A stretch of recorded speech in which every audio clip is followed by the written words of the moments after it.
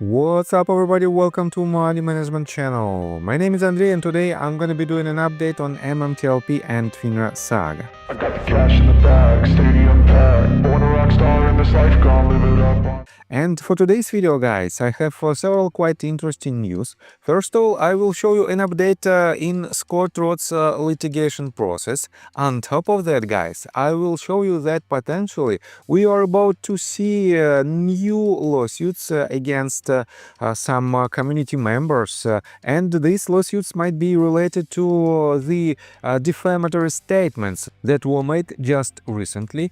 On top of that, guys, I will show you an update from George Palikros, and he clearly stated that he's fighting behind the scenes in order to see some kind of resolution. But as usual, I have a question for him, and this question I will ask him a bit later. So, and before we dive deep into all of this, guys, please hit the like button for YouTube algorithm and drop me a line in the comment section if you think my videos are valuable for you. And let's begin today's video with this tweet that was written by Scott Roth, and he published it just several hours ago, and he said, filing to use evidence, subpoenas, emails, and Burda's interview with the SEC on July 19, 2022 from SEC versus Burda to show that FINRA was complicit along with the SEC in steamrolling MMTLP investors. From Burda's defense filings and the SEC's subpoenas, it's clear that SEC had plenty of reasons shared with FINRA by policy from June 2021 all the way to August 18, 2022 to act to fix any issues with MMTLP. They did not. Two things can be true at the same time, but we will only know how serious Burda and George Palikros are about sheer consent proving the naked shorting and overages when they have the opportunity in discovery to ask for the blue sheets and cat data for MMTLP, TRCH and MMAT. By my count in the filings, there are a half dozen or so third-party subpoenas out. And Burda's motion to suppress it all is countered by the SEC saying there are two separate investigations, one pre-halt, one post-halt into MMTLP. Here is the full 70+ pages with exhibits. And he added this link to his Google Drive, and I have to admit that this is quite interesting document by itself, and I didn't have enough time to read it from the very beginning till the very end. But guys, to be honest, this document might also shed some light on our case, and if you want to dig deeper inside it, feel free to find you can find basically this link on Scott Roth Twitter account. Let me show you another quite interesting update, at this time from Roman Soups, and let me wait a second in his replies, and let me show you this.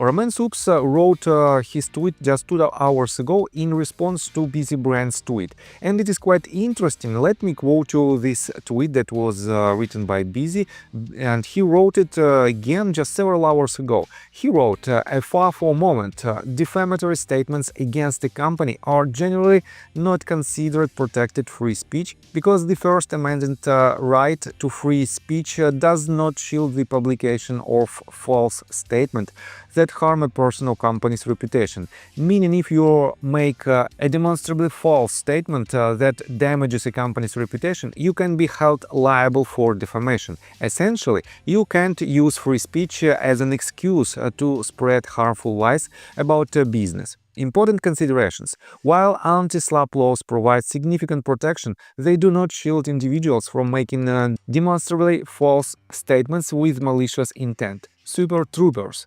And he added this funny screenshot. And guys, it is quite interesting, but let's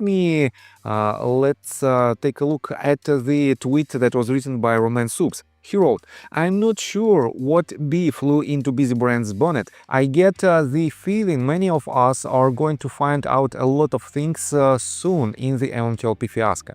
A law firm sent me a letter recently asking me to preserve my awesome posts on Next Bridge. We're coming. And he also added this. A law firm sent me a letter asking me to preserve posts about Next Bridge and Next Bridge's employees and agents for a potential lawsuit. I need to know if Junk Savvy or Busy and other accountants are agents or employees of NBH directly, so I can preserve my evidence and they can proceed with their lawsuits when the time comes. So guys, I have to admit that it is quite interesting, but Roman Soups wait a second, where is this tweet? Roman Soups feels pretty safe in his position, but at the same time, Busy Brands, in my opinion, has quite, severe intentions. And let me show you the latest tweet that was written by Roman Soups just 15 hours ago.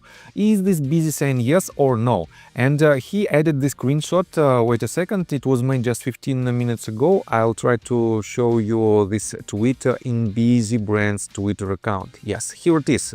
49 minutes ago, Busy Brands wrote, Super Troopers, Far 4.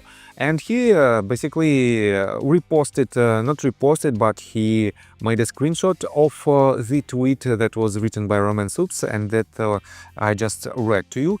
And potentially, yes, I think Busy Brands already filed some kind of lawsuit against people, or at least one person, potentially Roman Soups, in regards to defamatory statements. And well, it is what it is.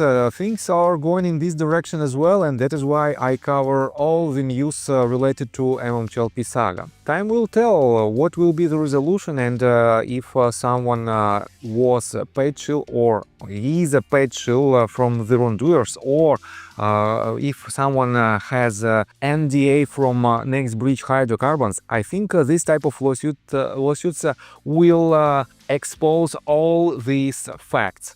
Quite interesting in my opinion, and time will tell what will be the ending result. Let me show you another quite interesting tweet that was written by George Palikors. And I covered this tweet about his latest statements of red flags back in just 2 days, and yesterday I guess I also covered this tweet. I don't want to read it again. I want to read you the tweet that was written in response to this tweet by Platinum Sparks. And she wrote, MMTLP was deleted by Ken Rice, no transfer agent, and NBH doesn't have a QSIP.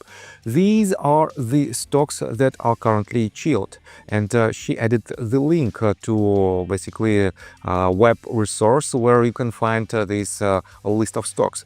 Those IC numbers and that QSIP number in the email don't bring up anything. MMAT should have delayed the spin out to make sure settlement happened. And guys, take a look at what did George Palikors write. You are missing the key point of the post. And Platinum wrote, what are you doing to solve it? And she added this screenshot. We hope that you, as the issuer of the stock, can help us solve this case. And take a look at the George's response. He wrote, you will see very shortly. And he wrote it basically 2 days ago. Guys, does it mean that George Palikors will disclose something big in regards to the to the process when MMTLP became tradable, or to the process of spin-off? Guys, to be honest, there is a lot of shady parts of this story, but you can see that George is working in order to see some kind of results in this case, and this is quite promising. Let me show you another quite interesting tweet that was reposted by John Burda, but that was originally written by RareDD. And let me quote you this. In the SEC's recent response to the motions to dismiss from George Palikors and John Burda, the SEC tries hard to ensure that comparisons to our stock are stopped dead in their tracks. When you're aware of the similarities, it becomes quite clear why the SEC doesn't want them getting any attention. Both were a Series A and A1 preferred stocks. Both included stipulations in their filings about not being expected to trade or only being tradable at a single venue. Both were assigned a QSIP, presumably for ease of transferability. Both became tradable on the OTC against the wishes of the issuers. In both cases, Ari Rubinstein and his GTS Securities, one of the largest market makers, appear to have been involved.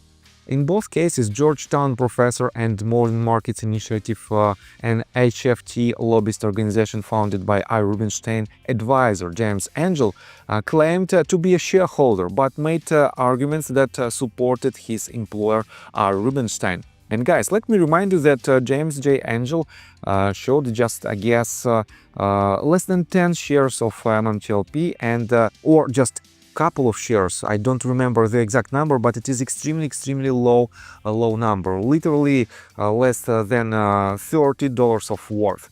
And because of these shares, he claimed that he is an MMTLP shareholder, and this allows him to make a presentation in front of the Congress in regards to MMTLP back in, I guess, 2023, at the very beginning of 2023, somewhere at that point. And yes, it was quite suspicious in general, and it is another coincidence that he also had just a tiny number of shares of another company where he was an advisor as well. So, let me quote you further. In both cases, the issuers made complaints about the securities becoming tradable on OTC. In both cases, FINRA sided with their member firms and allowed the securities to continue trading. In both cases, the companies had reason to believe their stocks, TRCH and MMTLP and MMAT and OSTK, were being manipulated. In both cases, the CEOs were ridiculed for believing their securities were being manipulated. In both cases, the regulators, SEC and FINRA, were less than helpful. In both cases, there is a reason to believe that the regulators were complicit in attempting to prevent settlement from taking place, also known as protecting short sellers. See the post below. In many ways, OSTK and OSTCO were TRCH and MMAT and MMTLP before the MMTLP fiasco. Imagine how many others were victimized. And he attacked Elon Musk's Dodge agency.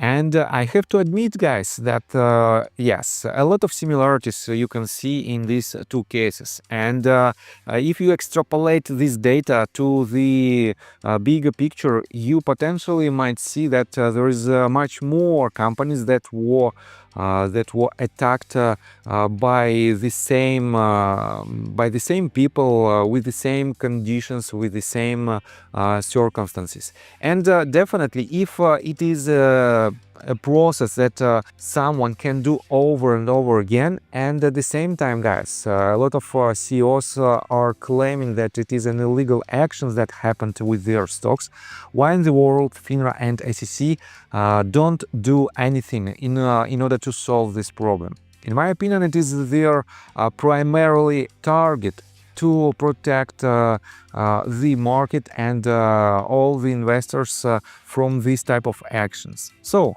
I have to admit that yes, my question to George Palikros and John Burda is pretty much the same. Why didn't they do anything back in the days? Why didn't they file a lawsuit against the wrongdoers if they know that there is a lot of illegal actions happened with their stock, with their company basically, and it was a lot of violations from the authorities' side as well?